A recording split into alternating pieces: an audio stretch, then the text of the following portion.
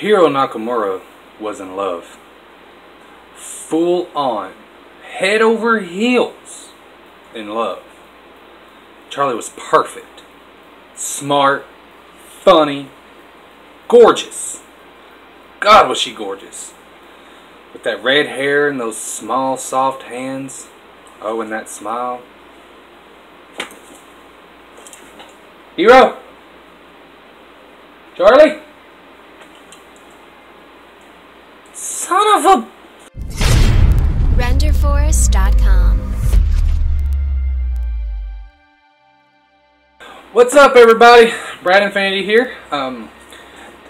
The little sequence I was reading just beginning of this video was actually from a book called Hiro Saving Charlie. I don't know if any of you watched the show or read any of the comic books, but it was just an amazing show. I loved it. I have all the seasons, and I have the big old graphic novels of the heroes.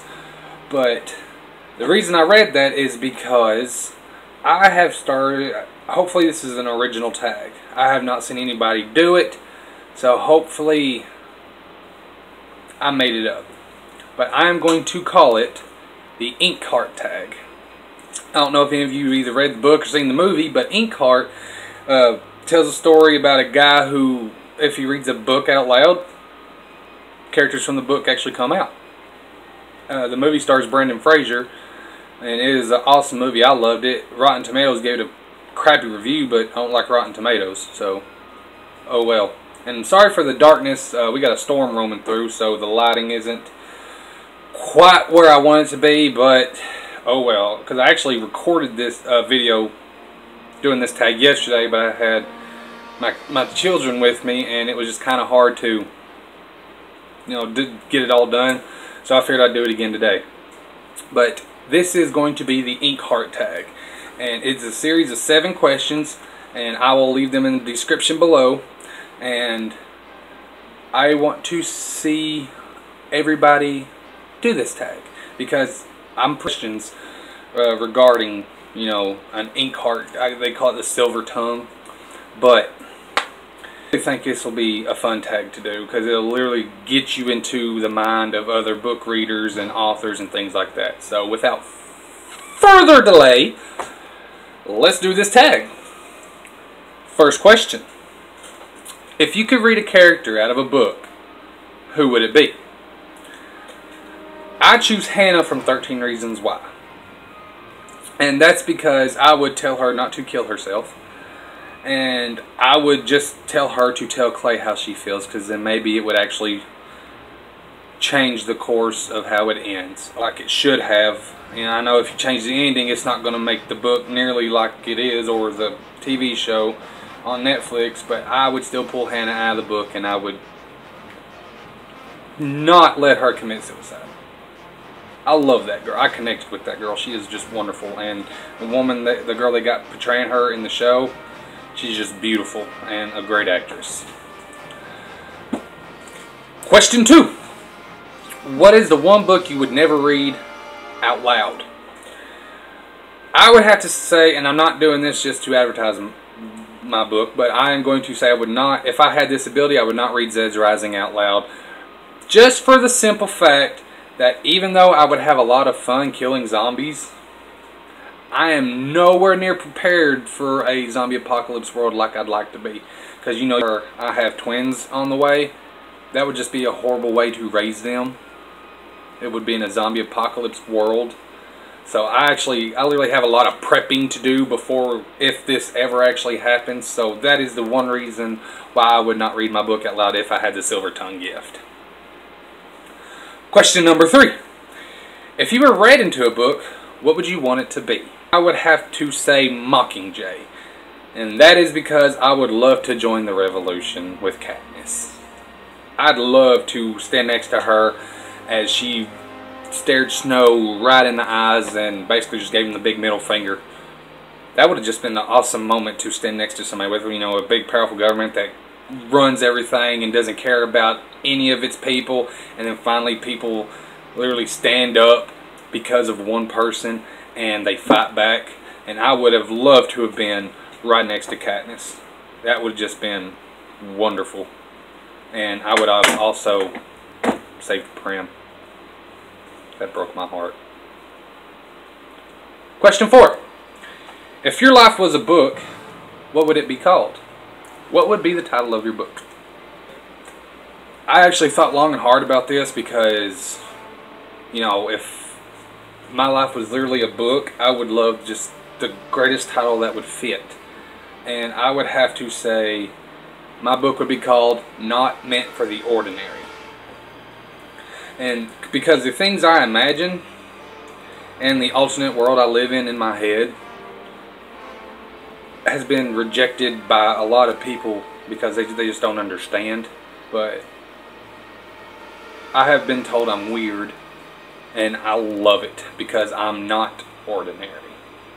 I'm different, and I love it. I embrace everything I have in me when it comes to being myself. And that is why I'm not too frightened to actually make a YouTube video anymore. I love it, and it's my thing. Question number 5. Who would be the villain in your book? Mine would be a psychiatrist. They would literally declare me insane and say I'm living in a delusional world. And the sad thing is, they would probably be right. But, you know, where they would actually, psychiatrists get in your head and figure out exactly what's going on up in here. They would probably break my world apart and have me always in this ridiculous, sad world. Don't get me wrong, I love this world, but mine's better. Question number 6. What genre would your book be? And I'm going to make a little confession before I answer this.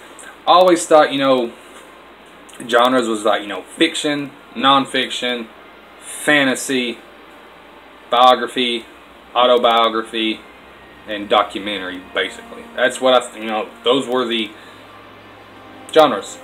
And sci-fi, of course. I write sci-fi. But I have found out, you know, there's dystopian, Victorian, high fantasy, you know, all other kinds. And then I recently found this one. And I think this would suit the genre of my book more than any of them. And that would be fictitious biography. And yes, that is a real genre. I did not know that until I looked it up. But yes, fictitious biography. Because I would portray the worlds I escape in that's in my head onto the pages, or whatever writer is writing my story.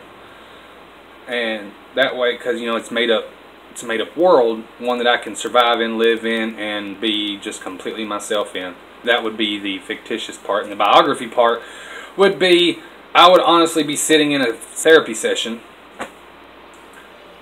while this doctor's trying to get all up in my head, and I'm actually just zoned out to my world. So my genre would be a fictitious biography. And that would be I'm pretty sure that would be a great book to read. I kind of like that. And the last question I have written down was, if you were a character in a book, what time frame would you like to be read into? Such as, you know, if your book was written today, and, you know, someone 20 years from the future now read it, and you come out of that book, you know, something like that. And since I honestly read Heroes, you know, just a little short section, and considering, you know, if somebody actually has the silver tongue ability, maybe there's a time traveler somewhere. So if my book was written today, and, you know, I was just a character in the Not For The Ordinary book, I would want somebody from, you know, a time traveler to go back to the Victorian era and then read my book out loud, and then I can come to it. I would want to go to the Victorian area. I want to go to the Victorian...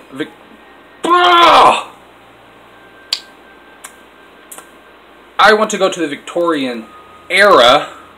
I got it right that time. Victorian era. Oh my God! I'm hot. Victorian era. There, I finally said it. Victorian era. Oh! Back in those days, you know, everything seemed more delicate. You know, everything just seemed so pure.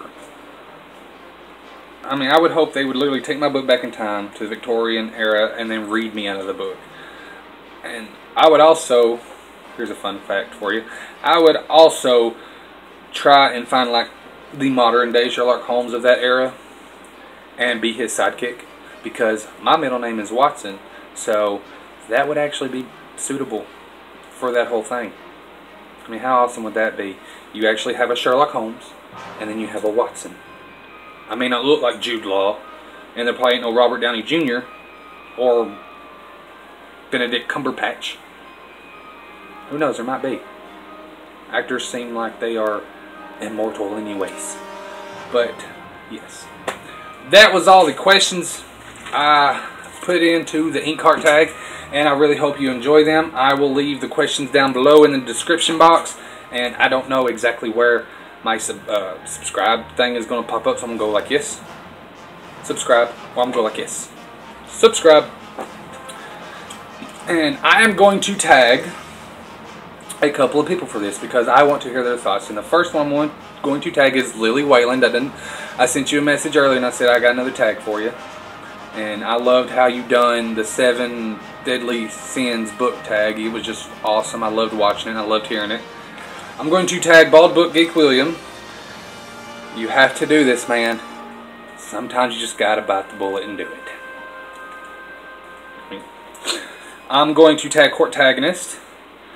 I'm going to tag Victoria.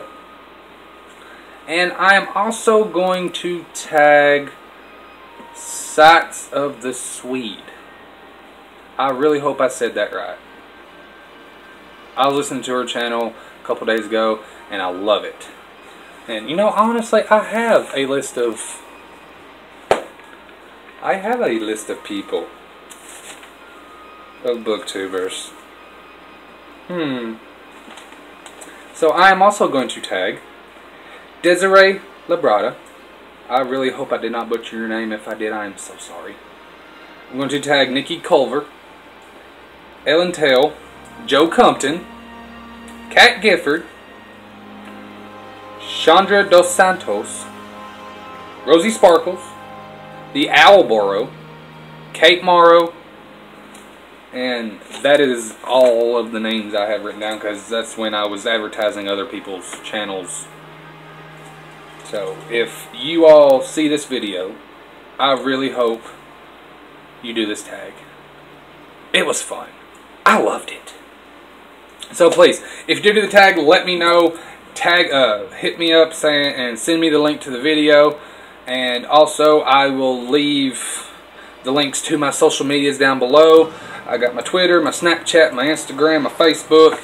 And I am going to as well advertise just a little bit right now. Zed's Rising. I'm going to pull the book up again because, I mean, when I first saw this cover, when it was first distributed, I fell in love with it, and I still love this cover. I know not many people, most booktubers are like high fantasy and things like that, and this is, you know, post-apocalyptic genre, science fiction type deal. But I mean, it's still a great read. I have had nothing but good reviews, and like I said, I got 5 stars on Amazon from everybody that's ever read it. But it is still available on Amazon, and ebook and paperback, and it is available on the Nook through Barnes & Noble. And like I said, I will leave the questions below, and please let me know if you do this tag because I really want to hear your guys' answers. I love you guys. I hope you have a great day.